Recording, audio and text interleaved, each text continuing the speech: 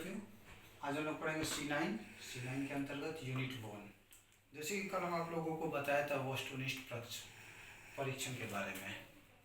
वस्तुनिष्ठ परीक्षण में हमने क्या बताया था, इसमें जो आंसरों की जो संख्या होती है वो सटीक होती है, यानी कि चुनिंदा आंसर इसमें चुनकर लिखा जाता है। छात्र इसमें अपने मानसिक स्तर के अंतर्गत लिखते हैं। इसमें प्रश्न ज़्यादा होते हैं और जो प्रश्नों की जो चयन भी होती है वो ज़्यादा मात्रा में होती है, लेकिन उसमें से सिर्फ एक ही प्रश्न को चुना जाता है जो कि वह पूर्ण रूप से सही होता है। और इसके अंतर्गत अभी मैं वस्तुनिष्ठ के बारे में बतला रहा हूँ।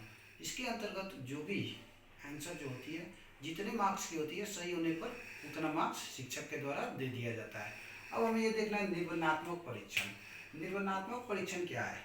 निर्वचनात्मक परीक्षण कौन लोग इंग्लिश में कहते हैं एसे टेस्ट, यानी कि वैसा परीक्षण जिसमें छात्र स्वतंत्रता पूर्वक अपने प्रश्नों का उत्तर आसानी से दे सकता है। यानी कि इसमें कहने का मतलब इसमें कोई बाउंडेशन नहीं होता है कि आपको कितना प्रश्न का उत्तर दिया जाना है। इसमें सिर्फ बाउंडेशन एक ही चीज़ की रहती है, समय की।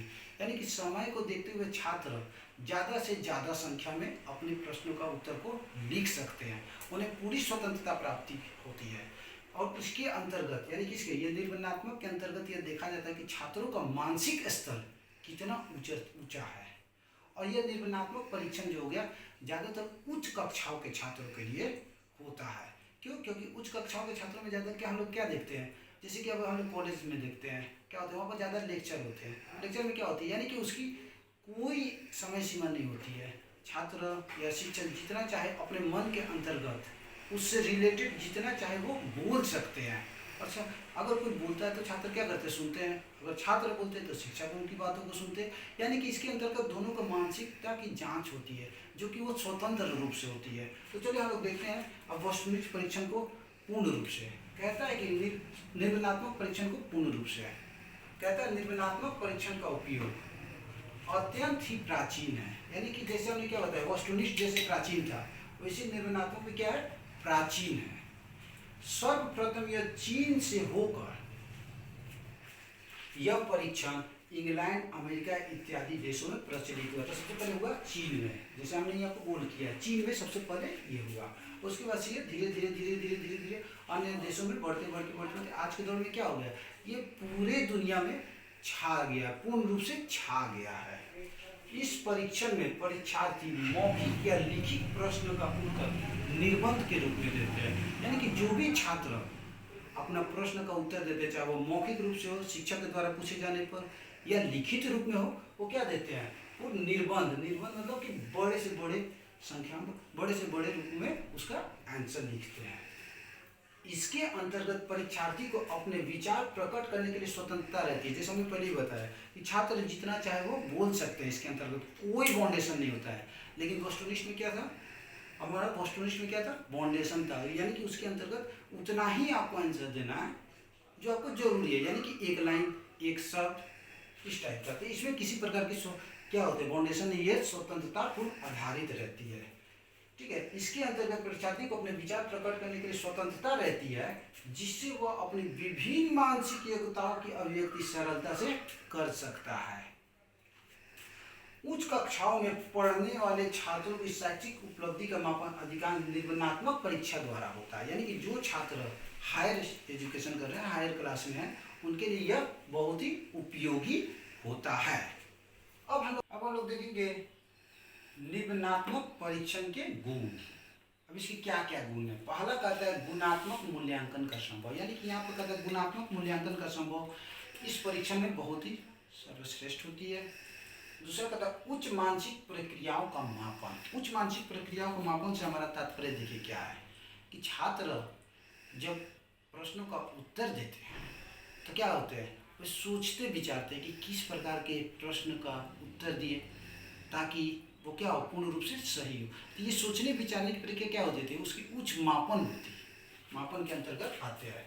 तीसरा कहता है व्यक्तित्व एवं चिंतन विधि पर प्रकाश। व्यक्तित्व यानी कि व्यक्तित्व और चिंतन, इसके अंतर्गत ये आता है कि जब छात्र अपने प्रश्नों का उत्तर लिखित रूप में देते हैं या मौखिक रूप में देते हैं तो उस उस समय अगर शिक्षक पूर्ण रूप से उनकी उत्तर को पढ़ते हैं तो वो कभी कभी क्या पढ़ते हैं, सोच में पड़ जाते हैं कि ये कहना क्या चाहता है और उस छात्र का भाव क्या है, उसकी बुद्धि क्षमता क्या है। तो वही कहता है व्यक्तित्व चिंतन चिंतन विधि पर प्रकाश। नेक्स्ट कहता है भावों की स्वतंत्र अभिव्यक्ति संभव, यानी कि जैसे हमने क्या बताया ये उच्च कक्षा के लिए है, तो इसमें क्या होता है छात्र ज़्यादा से ज़्यादा अपने भावनाओं को प्रश्न में लिख सकते हैं, यानी कि जो प्रश्न दिया गया उसके आंसर ज़्यादा से ज़्यादा संख्याओं में लिख सकते हैं। दूसरा का उसके बाद नेक्स्ट कहता है वांछनीय अध्ययन विधियों के विकास में सहायक। नेक्स्ट कहता है विश्वसनीयता एवं वैधता में बढ़ोतरी। विश्वसनीयता क्या है, यहाँ पर विश्वसनीयता का अर्थ क्या होगा, यानी कि हम लोग देख रहे हैं कि छात्र ऑलरेडी खुद से सोच समझ कर लिख रहे हैं, यानी कि ये क्या होगा, ये निर्माणात्मक है, इसमें तो कोई किसी को बता नहीं सकता है। तो छात्र जो सोच समझ कर लिख रहे हैं तो पूर्ण रूप से क्या हो गया, वो विश्वसनीय होता है, क्योंकि वो लिखने की प्रक्रिया में वो किसी से बात नहीं कर रहे हैं, किसी से कुछ मदद नहीं ले रहे हैं, तो ये क्या होता है, विश्वसनीय होता है, यानी कि जो वो पढ़े वही उन्होंने लिखा। नेक्स्ट कहता है नकल करने की संभावना कम, यानी कि नकल करने की, देखिए जैसे कि हमने बताया वस्तुनिष्ठ में, अगर वस्तुनिष्ठ में अगर हम लोग जाते हैं तो उसमें क्या होता है ऑब्जेक्टिव टाइप रहता है, तो छात्र किसी से पूछ सकते हैं कि पहला का आंसर क्या होगा, तो दूसरा व्यक्ति बता सकता है कि पहला का 2 होगा या दूसरा का 4 नंबर होगा। लेकिन इसमें क्या होता है निर्माणात्मक में, इसमें आपको क्या होता है नकल करने की संभावना कम होती है। क्यों? क्योंकि इसके अंतर्गत जो भी प्रश्न दिए जाते हैं छात्र उसी प्रश्नों का हल करते हैं जो उन्हें आता है, तो और जो उन्हें आता है और वे कैसे करते हैं, अपने मनन चिंतन के द्वारा सोच समझ कर। तो जब वो सोच रहे समझ रहे तब वो लिख रहे, तो इसमें नकल की संभावना हो ही नहीं सकती है। अगर इनकी नकल की संभावना होती भी है तो उसमें क्या होती है, जो छात्र दूसरे को बता रहे हैं चाहे जो छात्र दूसरे से पूछ रहा है, तो उन दोनों के बीच में क्या हो जाता है, उन दोनों के बीच में समय का अभाव हो जाता है, जिस कारण से क्या होता है वे चाह कर भी पूर्ण रूप से पूरे प्रश्नों का उत्तर नहीं दे सकते। इस कारण से इसमें क्या होता है नकल करने की संभावना बहुत कम होती है। अब हम लोग देखेंगे वस्तुनिष्ठ निर्माणात्मक परीक्षण के दोष। जैसे हम लोग वस्तुनिष्ठ के गुण देखे थे, दोष देखे थे, ठीक अब इस प्रकार अब हम लोग देखें निर्माणात्मक परीक्षण के दोष। क्या क्या दोष है, सबसे पहले कहता है परीक्षा निपुणता का लाभ, यानी कि देखिए परीक्षा निपुणता का लाभ क्या है, शिक्षक और छात्र दोनों पर निर्भर करता है, खास करके छात्र पर, क्योंकि कुछ छात्र ऐसे होते हैं जो प्रश्नों का उत्तर देने में पूर्ण रूप से निपुण होते हैं। वे चाहते हैं कि किस प्रकार से प्रश्नों का उत्तर दें ताकि परीक्षक यानी परीक्षक क्या उनसे लाभान्वित हो और उन्हें अच्छे से अच्छे अंक प्रदान करे, यानी कि यही कहता है परीक्षा निपुणता का लाभ। दूसरा कहता है प्रतिनिधित्व की कमी। प्रतिनिधित्व की कमी के अंतर्गत क्या यहाँ पर आता है, जैसे कि हम लोग देखते हैं कि जब परीक्षा लिखते हैं लोग तो उसमें क्या होता है बहुत सारे प्रश्न दिए रहते हैं, 10, 12, 14, 15 प्रश्न रहते हैं। तो उसमें छात्र क्या करते हैं, उसी प्रश्न उसमें से छात्रों को 4 से 5 प्रश्न बनाने को रहते हैं। तो जब छात्र को 4 से 5 प्रश्नों को बनाने को रहता है तो छात्र उसी प्रश्न को बनाते हैं जो उन्हें पूर्ण रूप से आता है। तो इस कारण से इसमें हो जाता है प्रतिनिधित्व की कमी। दूसरा कहता है अपर्याप्त न्यायादर्श। अपर्याप्त न्यायादर्श के अंतर्गत हम लोग ये देखते हैं कि यहाँ पर छात्र पूर्ण रूप से क्या करते हैं अपने आंसर को लिखते हैं। जैसे वस्तुनिष्ठ में मैंने बताया कि अगर कोई क्वेश्चन 1 मार्क्स का है तो अगर वो सही हो गया तो उसको 1 में 1 मिल जाता है 1 मार्क्स। लेकिन इसमें क्या होता है कि अगर कोई प्रश्न 5 मार्क्स का है और छात्र उसको लिखते हैं तो उसमें पूर्ण रूप से उन्हें 5 में 5 नहीं मिलती है, उसमें कमी आ जाती है। किसी छात्रों को 5 में 3 आ जाती है, किसी को 4 आ जाती है, किसी को 5, 4.5 आ जाती है, यानी कि वो उनके लिखावट के ऊपर निर्भर करता है वो किस प्रकार से प्रश्न के उत्तर लिखे। वही कहता है अपर्याप्त न्यायादर्श, यानी कि इसमें पर्याप्त नहीं होती है। नेक्स्ट कहता है एकरूपता की कमी।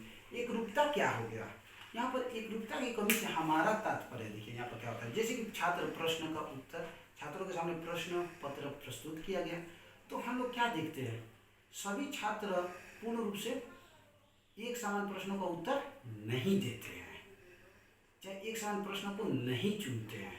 कोई छात्र प्रश्न संख्या 1 बनाता है तो कोई 2 बनाता है, कोई 2 बनाता है तो कोई 4 नंबर बनाता है। तो उसमें क्या होता है, इसमें एकरूपता की कमी होती है, यानी कि समान व्यव से सभी छात्र एक ही क्वेश्चन को नहीं बनाते, यानी कि जो उनको आता है वे जो पढ़े हैं, जो समझे हैं, जिसको पूर्ण रूप से वे जानते हैं कि वे बना सकते हैं, लिख सकते हैं, बोल सकते हैं, तो वो वही करते हैं, जिस कारण से क्या हो जाता है, इसमें एकरूपता की कमी आ जाती है।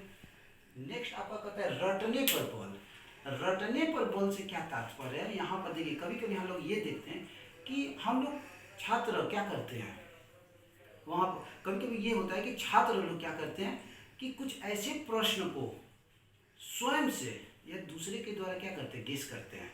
उनको ऐसा लगता है कि यह प्रश्न एग्जाम में आएगा ही आएगा, चाहे हाँ आएगा ही आएगा, तो उसमें वो क्या करते हैं, उस प्रश्न को बार बार उसकी उत्तर को क्या करते हैं, पढ़ते रहते हैं, ताकि वो पूर्ण रूप से उसको लिख सके। जिस कारण से क्या हो जाता है, वे दूसरे मतलब अदर और पार्ट को छोड़कर विशेष रूप से अपना फोकस उस पर डालते हैं जो उनको लगता है कि वो आता है, जिसे हम लोग कहते हैं ना, जिसको VVI क्वेश्चन। तो वही यहाँ पर VVI के अंतर्गत आता है, यानी कि रटने के बाद कि मतलब क्या हो गया कि वो विशेष रूप से उसी प्रश्न को बार बार समझते हैं या रटते हैं जो उनको लगता है कि वो एग्जाम में आएगा। नेक्स्ट आपका आता है विश्वसनीयता का अभाव। विश्वसनीयता यहाँ क्या कहता है, यानी कि देखिए कभी कभी ऐसा भी हो जाता है कि हम लोग देखते हैं कि एक ही प्रकार के छात्र दो आंसर लिखते हैं, यानी कि एक छात्र हो गया, अगर प्रश्न संख्या 1 बना रहा है तो उसके बगल वाला भी 1 बना रहा है, तो उसमें क्या हो जाता है, कभी कभी दोनों शब्दों का मैचिंग कर जाता है, तो उसमें क्या होता है, शिक्षक थोड़ा सा कंफ्यूज हो जाते हैं कि कौन किसमें से देखकर लिखा या कौन किसको दिखाया, तो वहाँ पर विश्वसनीयता का अभाव हो जाता है, यानी कि वे सोच में पड़ जाते हैं कि कौन किसे नकल किया यहाँ पर। और कभी कभी दूसरे शब्दों में विश्वसनीयता का अभाव कहाँ पर देख लेते हैं, कोई बच्चा बहुत अच्छा लिखा है तो उसको मार्क्स कम मिल जाती है, और कोई बच्चा एक लेवल में लिखा तो उसको उसके अकॉर्डिंग ज़्यादा मिल जाती है। तो इस एग्जाम इसमें यानी कि निबंधात्मक में क्या होता है, हम लोग देखते हैं कि विश्वसनीयता का अभाव ज़्यादा होता है। नेक्स्ट कहता है आपका प्रशासन में अनेक रूपता। प्रशासन में अनेक रूपता क्या हो गया यहाँ पर, प्रशासन यहाँ पर अगर शिक्षक के लेकर देखते हैं तो क्या हो जाता है, शिक्षक कभी कभी वो भी देखते हैं कि मान लीजिए कोई बच्चा बहुत वीक है, कमजोर है पढ़ने में, लेकिन वह अपना एग्जाम अच्छे से लिख रहा है, तो शिक्षक के दिमाग में बढ़ जाता है कि वो बच्चा बहुत वीक है, तो जब बहुत वीक है तो वो उसी के अकॉर्डिंग पेपर चेक करते हैं। वो जानते हैं कि हाँ वो लड़का कुछ नहीं कर सकता, भले वो लड़का बहुत अच्छा क्यों न लिखा हो। तो यहाँ पर हो जाता है प्रशासन की में एक रूपता। नेक्स्ट आता है ज़्यादा से ज़्यादा उदाहरण प्रस्तुत करना। तो ज़्यादा से ज़्यादा उदाहरण प्रस्तुत, यानी कि छात्र के सामने जब प्रश्न पत्र दे दिए जाते हैं, उनको उत्तर लिखने के लिए कहा जाता है, तो उसमें क्या करते हैं, अनेकों प्रकार के उदाहरण को प्रस्तुत करते हैं कि किसी भी तरह से उनका क्या हो, ये प्रश्न का उत्तर पूर्ण रूप से सही हो जाए और उनको एक अच्छा मार्क प्राप्त हो। तो मेरे प्यारे छात्रों, आज हम लोगों ने देखा निर्माणात्मक परीक्षा। निर्माणात्मक परीक्षा क्या था, ये सब सर्वप्रथम कहाँ से संचालन हुआ और कैसे कैसे कैसे कैसे किस कंट्री से होते हुए फिर आज के दौर में पूरे वर्ल्ड में छा गया। इसके हम लोगों ने गुणों को देखा, इसके हमने दोषों को देखा। So thank you. इसके बाद नेक्स्ट क्लास में हम लोग देखेंगे निर्माणात्मक परीक्षण और वस्तुनिष्ठ परीक्षण में अंतर। Have a nice day.